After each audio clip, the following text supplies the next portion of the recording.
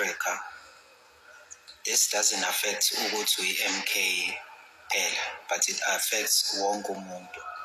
I think it's high time we organize imashi sabantu base-South Africa abaxakekile abahluphekile. Simashele ka-IEC siyobakhombisa ukuthi le mess up abayenzayo siyayibona. Le mess up abayenza nabantu bakagogo siyayibona lena yokumess up izinto by moving abantu around from ama-VDs abo to other VDs. Uthole ukuthi abantu ususwe eMlazi wayiswa eCape Town engakaze ngisho aye eCape Town, asuswe eLunda ayiswe eThekwini engakaze alibhade ngisho ulibhade empilweni yakhe ngoba kwenzela ukuthi kube khona abantu abangavoti.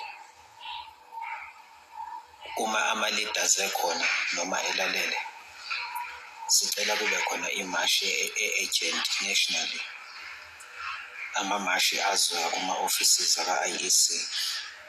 Abantu have pleaded with me ku-live ukuthi let's try and ask i-leadership ukuthi kube khona leso simo leso.